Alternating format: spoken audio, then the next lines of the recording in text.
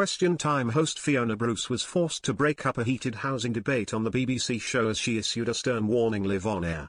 During Thursday's instalment, October 16, of the late-night politics show, the 61-year-old broadcaster welcomed Heidi Alexander, Helen Whately, Lisa Smart, Ash Sarkar, and Matthew Syed onto the show to answer the country's burning questions. It didn't take long before the conversation turned to the pressure new houses are putting on public services.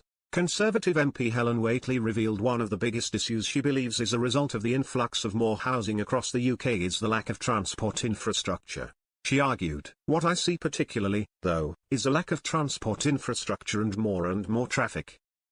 In my constituency here in Kent, there are thousands more homes on the way. Heidi, you said the government will change that, but I have no confidence that that's going to come with more road infrastructure." The Shadow Secretary of State for Work and Pensions pointed out that the number of houses being built in London has gone down despite having the best transport infrastructure in the country. She added, London's targets have been brought down, and London was already underperforming for years under its Labour mayor, and now its targets have been brought down.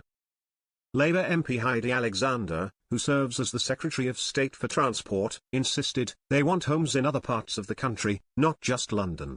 Following some tense back and forth with several members of the panel, the Labour MP argued over her fellow panellists.